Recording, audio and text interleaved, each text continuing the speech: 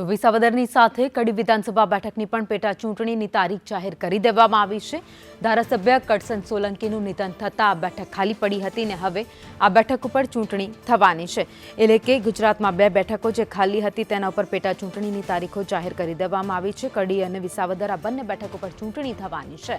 કડીની વાત કરીએ, જ્યાં ધારાસભ્ય કરશન સોલંકીનું નિધન થતાં આ બેઠક ખાલી પડી હતી। કડીમાં ભાજપ કોંગ્રેસ વચ્ચે સીધો જ જંગ આ વખતે જોવા મળવાનો છે। હાલમાં કડી ભાજપમાં જૂથવાદ પણ જોવા મળી રહ્યો છે। નીતિન પટેલ અને સ્વર્ગસ્થ કરશનભાઈના સમર્થક વચ્ચે જૂથવાદ અત્યારે છે। 19 જૂને આ પેટા ચૂંટણી યોજાવાની છે। 23 જૂને પરિણામ તેનું જાહેર થશે, પરંતુ આ બેઠક ઉપર આ વખતે ભાજપ કોંગ્રેસ વચ્ચે જંગ જોવા મળશે। ઉમેદવાર હવે કયા જૂથમાંથી આવે છે એ પણ જોવાનું છે, કારણ કે ભાજપમાં જ 2 જૂથ છે।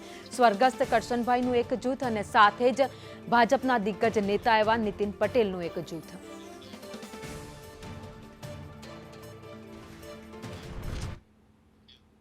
તો વિસાવદરમાં આમ આદમી પાર્ટીમાંથી ગોપાલ ઇટાલિયા ચૂંટણી લડવાના છે તે અગાઉથી જ નક્કી છે।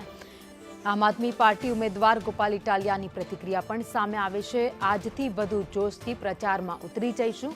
વિસાવદર વિધાનસભામાં રોડ રસ્તાઓ ભયંકર ખરાબ છે।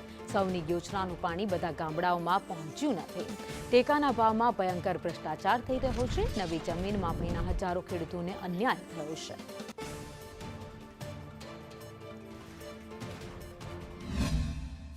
અત્યારે જ્યારે આ ચૂંટણી જાહેર થઈ છે ત્યારે વધીને 8 થી 10 ગામડાઓમાં મારી મીટિંગ થવાની બાકી છે। આ સિવાય સમગ્ર વિસાવદર વિધાનસભા વિસ્તારમાં મીટિંગ થઈ ચૂકી છે।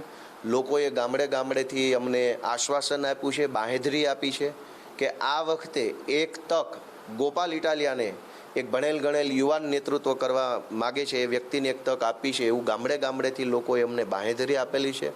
જ્યારે આ ચૂંટણી જાહેર થઈ અને હું બોલું છું ત્યાં સુધીમાં લગભગ બૂથ ઉપર બૂથ કમિટી તૈયાર થઈ ચૂકી છે। મતદાનના દિવસે આમ આદમી પાર્ટીને સમર્થન કરનારા વ્યક્તિઓનું લિસ્ટ તૈયાર થઈ ચૂક્યું છે। મેનેજમેન્ટ બધું થઈ ચૂક્યું છે, કારણ કે છેલ્લા 1.5 મહિનાથી અમે અમારી આખી આમ આદમી પાર્ટીની ટીમ ત્યાં લાગેલી છે। 13મી એપ્રિલે જ્યારે અમે વિસાવદર ખાતે મહાસંમેલન પ્રદેશનું કરેલું ત્યારથી જ વિસાવદર ભેસાણના સૌ લોકોએ સંકલ્પ કરેલો કે આ વખતે વિસાવદરથી ક્રાંતિ કરવાની છે। મને ખૂબ ખુશી છે।